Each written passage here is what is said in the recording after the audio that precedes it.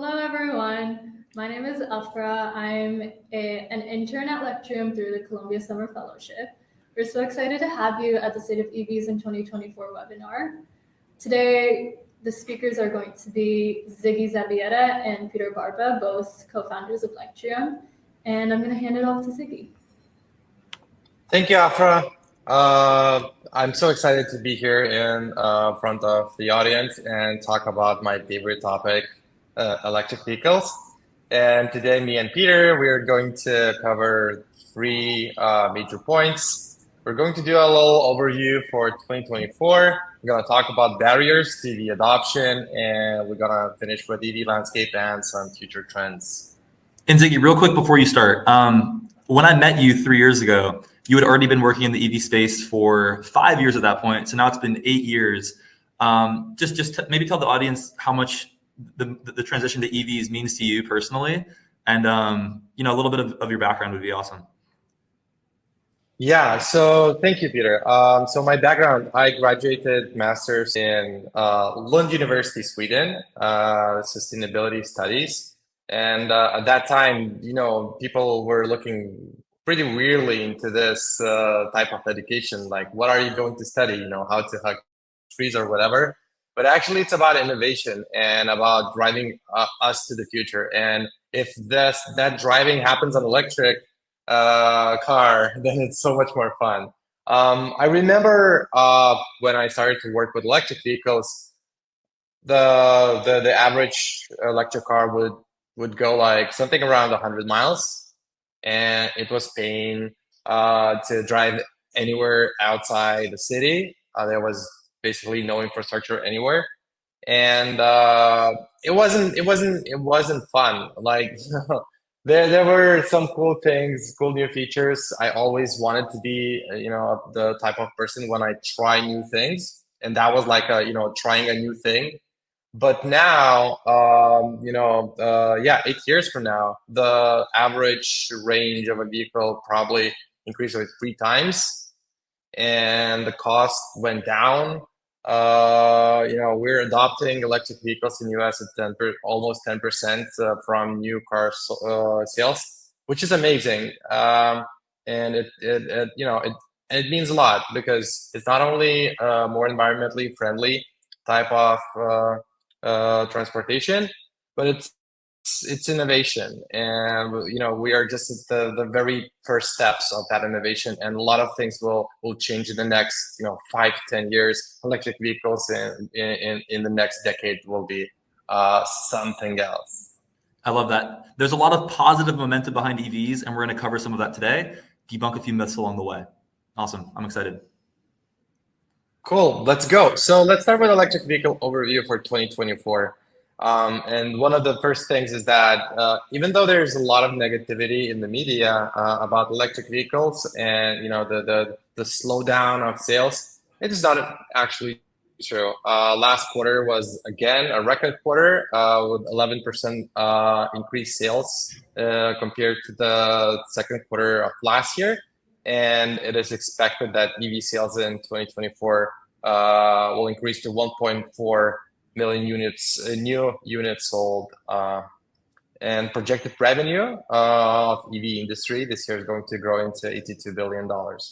And there's a stat that keeps coming up in the industry, which is, around 30% of EV drivers will go back to ICE. And, our favorite thing at Lectrium is just to write that exact sentence in the opposite format and say, 70% of EV drivers will never go back to ICE. And with over 4 million EVs on the road right now, some simple math means almost 3 million of those EV drivers will only buy EVs for the rest of their car purchasing life. And, with more and more new EV drivers coming into the game every year, the numbers keep on growing. And even though, like you said, Ziggy, there's these headlines, EV sales slow down. It's misleading because in reality, EV sales are going up. Yes, the growth has slowed down a little bit, but there's still more units being sold each quarter and each year over year. Yeah. Okay, so if we look into the 10 most popular EV brands, we will see Tesla being number one, and they have, they're far ahead. However, what's interesting is that this year, Tesla have dropped from the first 50% of the market share. So their sales went below. Everyone else are booming, and you can see a lot of Hyundai, Ford, GM cars being sold. Mercedes is doing really good.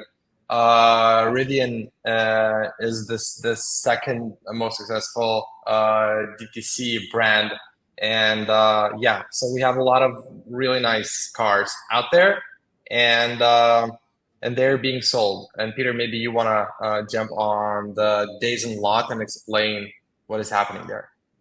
Definitely. So even though sales are increasing, from franchise dealers, days on lot is still a bit painful. Obviously 125 days to sell an electric car is much longer than anyone in the industry wants right now.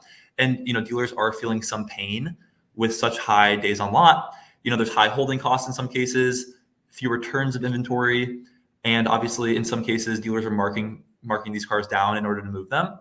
And, our goal at Lectrium is to help dealers lower their day supply or days on lot, turn electric vehicle units faster, and get it closer to the ICE vehicle average, which even right now is a little bit higher than the industry has seen the last few years with COVID, and a bit of a normalization. But over the next years, we do expect to see electric vehicle day supply and days on lot to normalize once these OEMs get their supply and demand figured out a little bit, become a little bit more responsive with how many units they're giving to dealers, and as new model years come out with better features. So anyways, we know it's painful, and we have seen pessimism a bit because of these high numbers, which is justified. But selling EVs isn't a short-term mindset. The automotive industry works on a 30-day mindset in many cases, but this is a 6-month, 12-month, 18-month, 24-month time frame to get good at selling electric cars and to reduce day supply and become an expert. So anyways, I'm optimistic that this number for EV day supply will drop and be more normal going forward. Very interesting fact. So for our viewers, I just checked, the statistics for Lectrium dealerships. Lectrium works with over 300 different rooftops across the United States. And based on our internal statistics, our partners have 95 days on lot supply, which is lower than the state average, than United States average. This is really nice. And another thing about why some of the OEMs decided to build more cars than there was an actual demand, because the person that switches to electric vehicles is thought not to be that brand loyal. They're switching to a new type of transportation, and they have their own wish lists. And if they will find the car of another brand, they will switch. But then Peter said that 70% of them will stay electric, and this is how you can kind of steal a buyer to become loyal to your brand. So this is the best time. Probably that was the reason that some of the OEMs made all in and built a little bit more cars. So if there's there's a car waiting for everyone that decides to switch the brand. Those are great points, Iggy. Yeah. So if you look into the past 9 years, different OEMs announced more than $188 billion of EV investments in the United States, but more than 60% of that happened in the past 18 months, which is striking. The amount of investment is increasing, and the announcements for 2025 and 2030 is for the roof. And if you look into the actual impact to U.S. economy, to this date, there was the total announcements for direct EV related jobs is almost 200,000 people. That's amazing. And the federal and state governments are also investing. So the OEMs definitely are, but the federal government obviously has the Inflation Reduction Act, the Clean Vehicle Tax Credit. And so far, just from January to June, of 2024, over $1 billion has been paid out in point of sale clean vehicle tax credits. And statistics are showing that 90% of eligible buyers are claiming these point of sale credits at the dealerships, which is pretty remarkable. Obviously, there are some hiccups with this point of sale program, and there are some logistics to sort out with any new program. But in general, this is cash on the hood that consumers can now apply towards the sticker price of the vehicle, and it's not something they have to wait until the end of the year to claim back on their tax filings.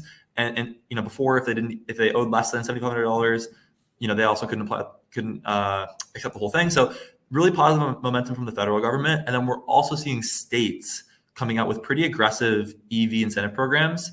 Maybe Ziggy, you have some states that are top of mind that are super EV friendly. Yeah, I would say Illinois had a $4,000 state credit for a while, which is huge. And then I would also emphasize Massachusetts with 3,500.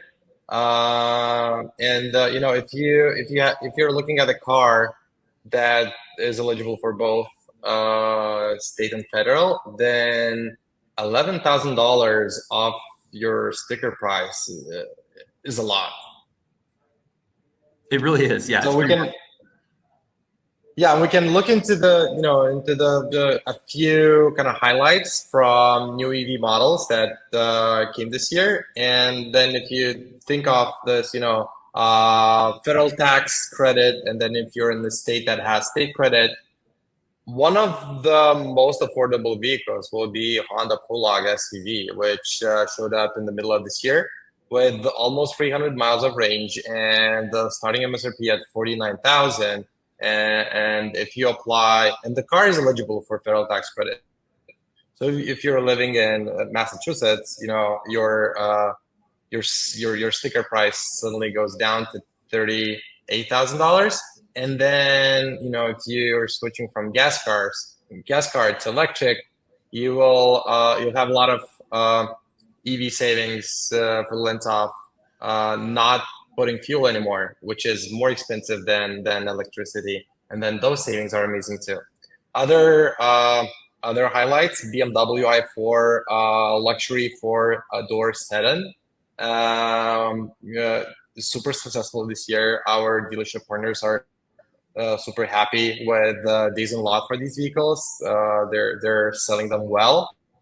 And Kia EV9 introduced EV9, which is the 7-seater and one of a few 7-seaters with very decent range for a large family, 300 miles. And the price starts at $55,000, which makes this car affordable for an average American family. And to quickly chime in on the Prologue being eligible for the federal credit and these other two vehicles not, this is for buying or getting a loan on these vehicles. If you're leasing these cars, nearly every EV is eligible because it's a commercial transaction, and a finance company or the dealership takes that credit and can then apply it to the consumer. But in general, we're really happy to see new OEMs coming out with electric vehicles and plug-in hybrids. The vehicle lineup is expanding quite a bit. And these are a few of our favorites, but there's so many good options out there right now. Let's keep going. Yeah, and the upcoming models that I highlighted 3 of them. These were my personal picks. Volkswagen ID Buzz minivan. I think we were missing a minivan in EV lineup. Lucid is offering an SUV, a 7-seater with an amazing efficiency.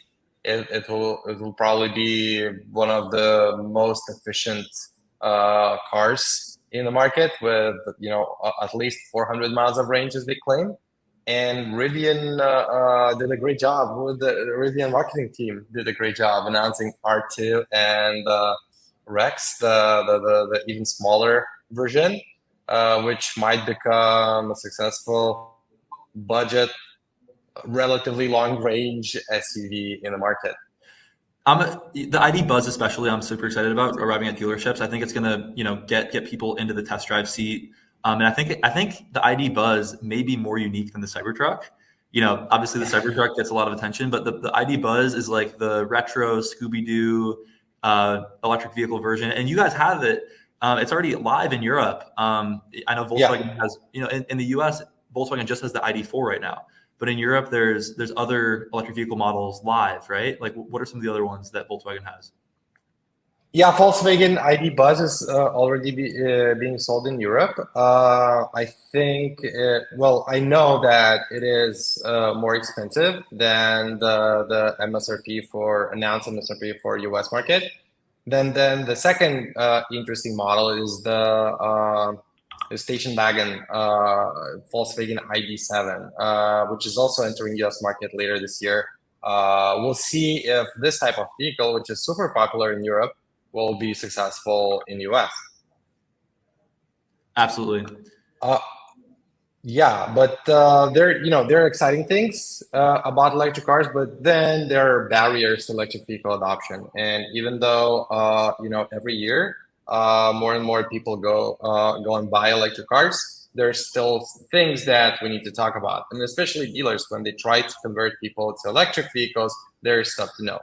First of all, based on JD Power and recent Cox Automotive study, affordability is probably the main reason why people reject electric cars.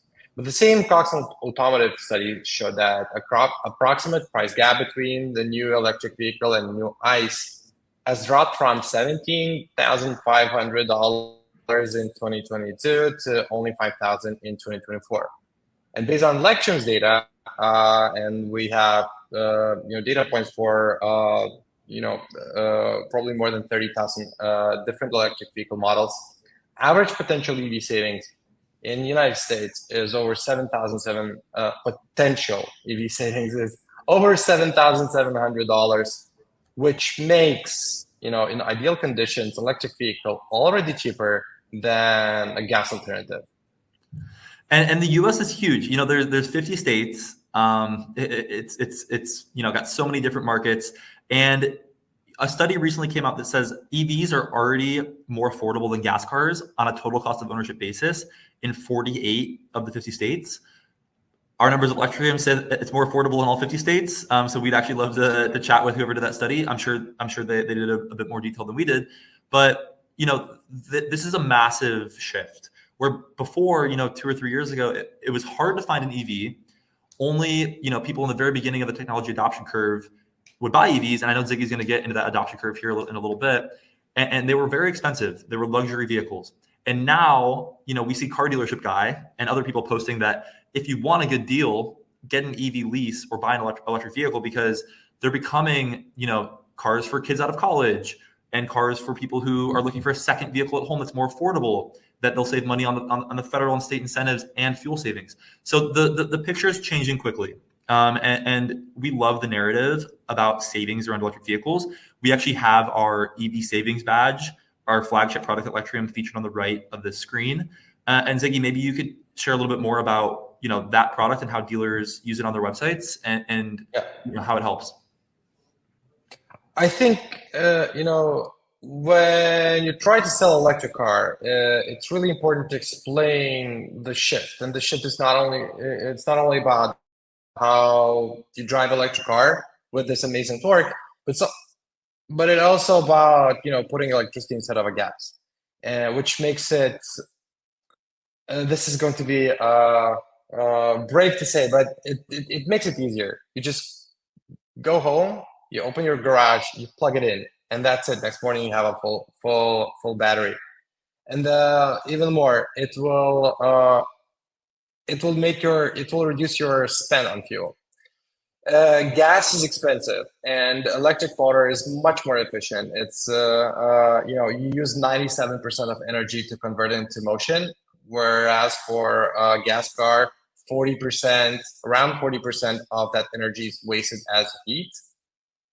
And then electricity being cheaper than gas makes considerable makes you save money on how much you spend on fuel. So what we did, we built this very simple tool that goes on dealership PDPs next to the price tag of a vehicle, saying, okay, this vehicle might cost $45,000, but in 5 years of ownership, driving the average US range of 14,000 miles a year, you will save $15,000. And then if you factor that number into the price of the vehicle, you'll realize that electric vehicles are much more affordable than some of the other gas options. So what we do, we take federal and state incentive information. We have state-based potential annual fuel cost calculations, and we display them on dealership websites. Really, very simple, very clear. And those dealer partners that train their staff to use this, they see a lot of success in converting an EV shopper into EV buyer. Absolutely. Yeah, let's move to another barrier. And if you look into the studies and if you ask people that own EVs or have rejected an EV, they would say that first of all, there's this the public charger network is not very reliable, and it could cause long waiting times and panic if you have a long road trip in front of you, but then you arrive at a charging station with a broken chargers. And generally, there is still lack of infrastructure in certain areas of the US, making charging on longer road trips tougher. But the same data shows that 86% of charging happens at home. And at home, it's pretty convenient. Just dealers need to take this role in educating an EV buyer and explaining, how easy it is to operate a home charger and make sure that your battery is always full. And I think, Peter, we spent 3 years in EV charging, and you're one of the best people to talk about why access to charging is not that big of a deal. Yeah, definitely, Ziggy. And we learned so much, installing hundreds of chargers in people's homes and helping out with commercial charging stations as well. But in general, we live in a society that boosts stories of fear and negativity more than positivity. And it's not just the media's fault. People do it themselves. I'm also guilty of this. And just this past weekend, I was hanging out with some really smart friends who, are working very impressive jobs, and they're very smart people. And we start the conversation on EVs. And the first story that comes up is their personal, one experience of not being able to find a public charger, and a bit of user error because they didn't know how to look up chargers on a map. And in general, the first time someone drives a new vehicle with a completely new type of fuel, it's a learning curve. And the reality is that, the 5th or 10th or 100th time, somebody drives an electric car, they've mastered it. And, the positive stories are, the person who now charges their car at home every single day, fills their battery up to the level that they need, and then goes around town, takes their, children to school, goes to work, and is saving a ton of money, on a per kilowatt hour basis versus gas prices, and is saving time by not going to the gas station. And that's the vast majority of how EVs are being used. I would say, over 99% of EV use and charging is relatively smooth, especially when it comes at home. And then there's this one, less than 1% of stories and negativity that does get some press. But in general, we do recommend level 2 charging at home, and dealers should be able to equip and educate their buyers on how to install a level 2 charger, in their garage or the side of their house. If they do have a single family home, it's obviously easier. If they live in an apartment or a big city, it's a bit more challenging with public charging. But level 2 charging is great, and it is very doable by certified electricians. So we learned a lot doing that. I just wanted to quickly hit on how positive owning an EV and charging it can be, and how sometimes the stories that we don't love to hear win out, but it's still important to share. Yeah, thank you, Peter. There's another thing to that, but I will start with the obvious, the range anxiety. We heard a lot about range anxiety from various people, but let's be real here.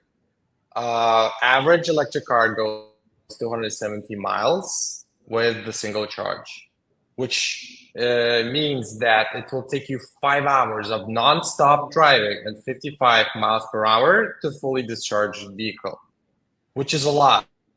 5 hours in sitting without a 5 minute break is crazy. And with the newest vehicles, you know, that 5 minute break can add you another 100, at least 100 miles of range. So, you know, and average American drives less than 50 miles a day. Average car has 270 miles of range within its battery, meaning that uh, if you own an electric vehicle, you will probably be using chargers once or twice a week. And, you know, if you have a fast charger next to a grocery shop, you'll do grocery shopping while your car will, you know, be fully charged. If you have a charger at home, you will forget about public charging if you're not a road trip. So, you know, range anxiety is something in our heads, and it usually is in the heads of people that are not really good at selling electric cars. But if you ask, you know, a EV shopper, you know, how much time, how many hours can you drive without, you know, a short stop? And if they don't say 5 hours, I think you can, you know, convert them. And I drive back and forth from New York to Cleveland in an electric vehicle relatively frequently, and even in rural Pennsylvania, I still find chargers and places to stop. So you know, Ziggy, what you said is powerful. To be a good dealer, and be good at selling electric vehicles, it's important to illustrate that message to consumers on this vehicle does go X amount of miles. It can take you from Tampa to Orlando, or Washington, D.C. to Philadelphia, or whatever market you're in, and kind of understanding what their typical drive is or what drive worries them, and then helping them map out where they would stop on a public charger and helping them understand that on a day-to-day basis, these vehicles more than get the job done. Yeah, you mentioned Tampa and Orlando. I think we did that trip 2 years ago, and we did a quick stop at the gas station to charge the vehicle, but if we wouldn't, we would still have made it. So there's also this thing in your head where you stop for a coffee and you fill your vehicle as well. I think we actually had 5 people in the car with yeah. with the Greta, Zombie, and Smilta. Yeah, that was fun. Okay, let's talk about electric vehicle landscape and future. This is going to be, about brands, and probably 3 major brands. There is Ford, GM, and Toyota. So closing on charging and access to public charging, Ford users will be able to access over 15,000 Tesla charging stations this year. And another important message from Ford was to announce the Kentucky two battery plants in Kentucky, which will create over 11,000 jobs.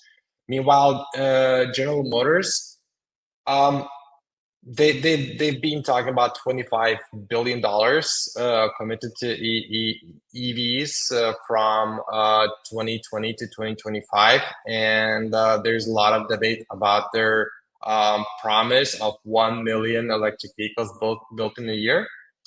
But if we look into their recent announcements, they announced upcoming expansion on vehicle to home, which is really cool, especially if you're vulnerable for electricity shortages. And bidirectional charging technology will help not only manage your home electricity, but also will turn your electric vehicle into a portable battery. Contractually, also GM contractually secure the raw materials to support their EV future, so they are here for a long run. Toyota being probably one of the most skeptical car brands on electric vehicles, they're still planning to invest more than 70 billion into electrification by 2030.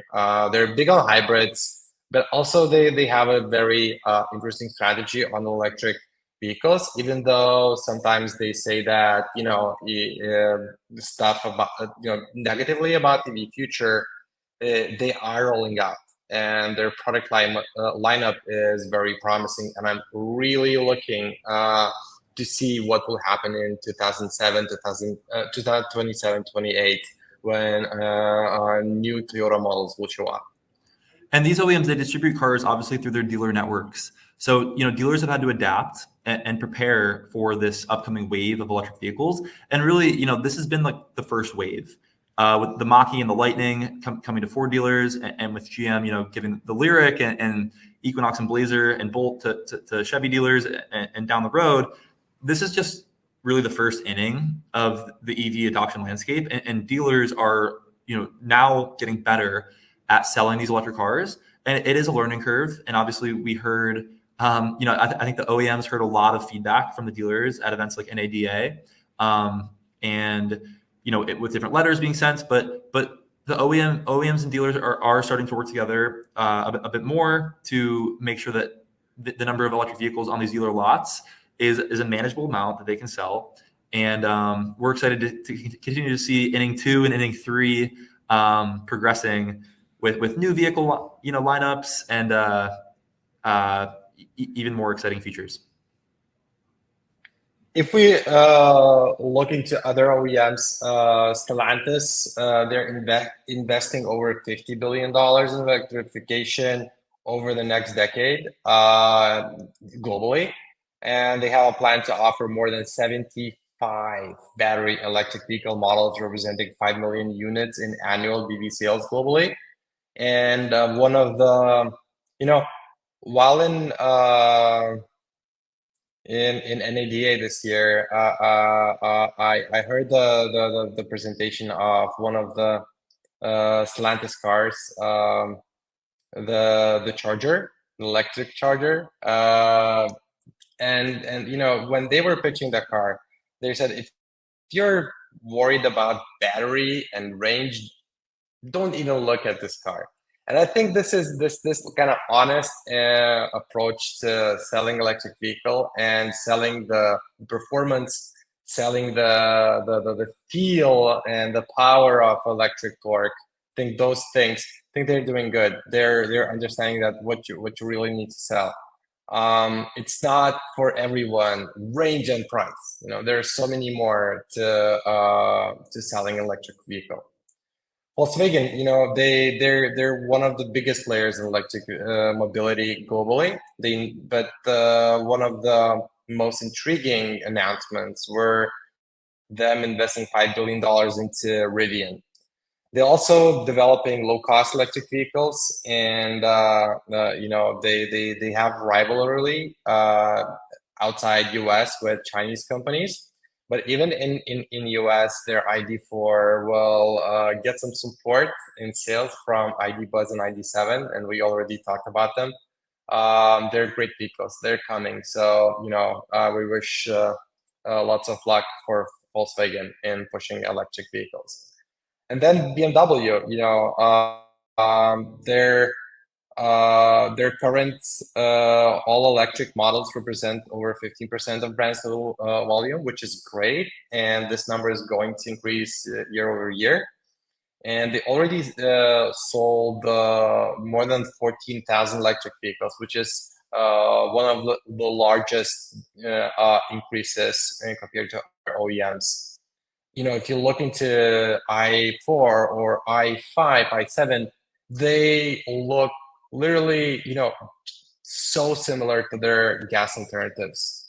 But then if you sit into, the gas alternative and you test drive electric, a lot of people don't want to go back to ICE. Peter, anything to add from your side here? I just wanted to quickly hit on BMW and Mini. Lectrium just took part in the Urban X Innovation Accelerator program. It's actually in person here at New Lab. So shout out Urban X. We love you guys. And it was really fun working with BMW and Mini from an innovation perspective, and just seeing how their minds work when it comes to the future of mobility. So I remain very excited about those lineups. And I think, as Ziggy mentioned, BMW's electric vehicle lineup looks very similar to their ICE vehicle lineup, which is an interesting strategy where, it's appealing to people who like the traditional look and feel of ICE vehicles and their luxuriousness. So anyways, we can move on to the next slide, and I'll take this one. From an EV startup perspective, on a D2C level, Tesla, Rivian, and Lucid are the three that really jump out to us, and we have a couple more on the next slide as well. But Tesla obviously is the leader in electric vehicles, and we at Lectrium, look at the new vehicles sold by Tesla on a quarterly basis, and we see it leveling off a little bit as of late, which could be part of the narrative around the EV sales slowdown, just based on Tesla. And some of that is due to their Model 3 and Model Y lineup kind of just being there for so long, and so many consumers already having those that want them. But from a used vehicle standpoint, used Teslas are the most common trade-ins that dealerships receive.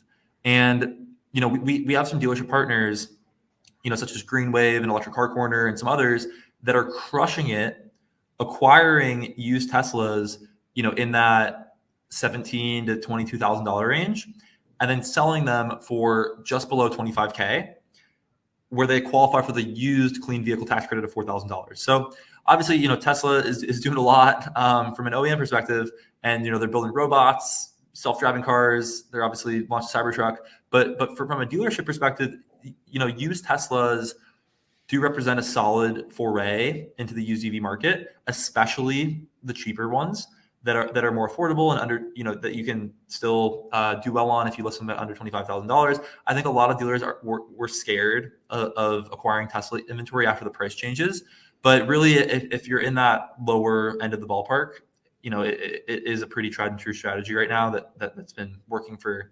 6-12 months for some of our dealer partners. Rivian, we love the design of Rivian. Actually, Ziggy took a viral video in a Rivian on Halloween last year with their software showing, instead of people walking around, there were zombies, and witches, which was cool. It got a few million views.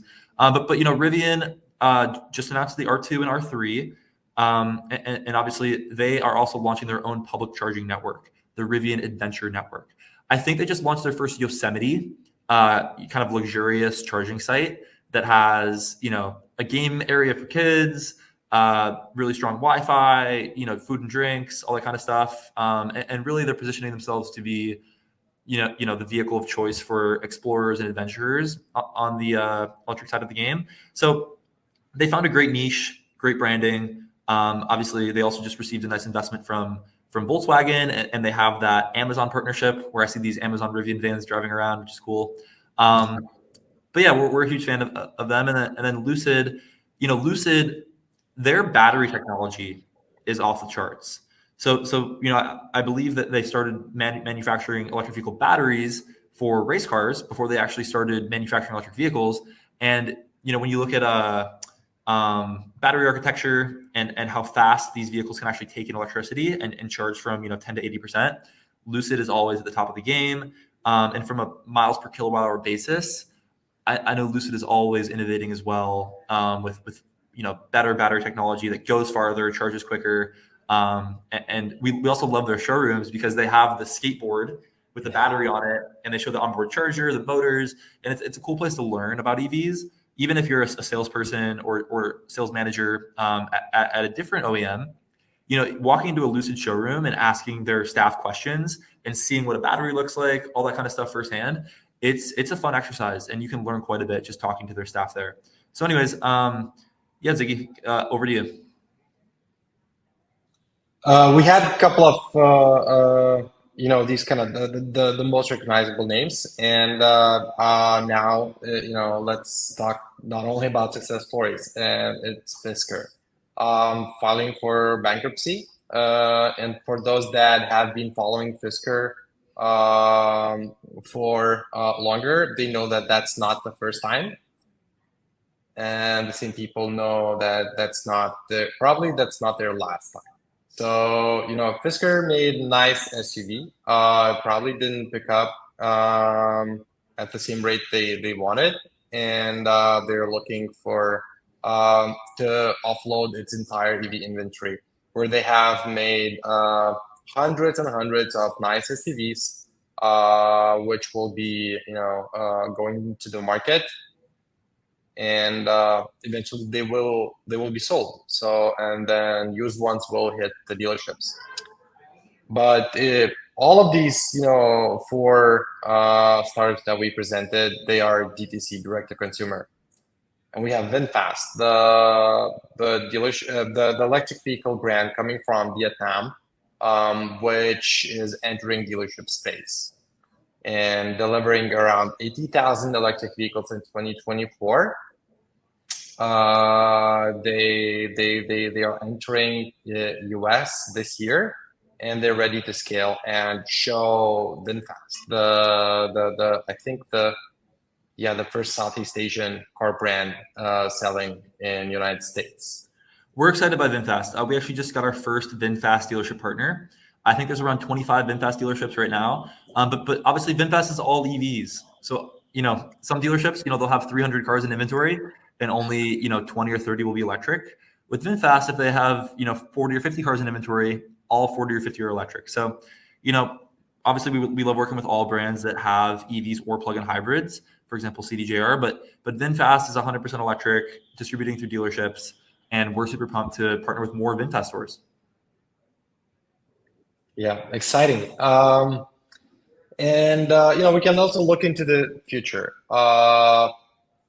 There is this kind of thought exercise. If you look into any technology that stormed our worlds, from television to mobile phones, you will see that there was this curve of adoption.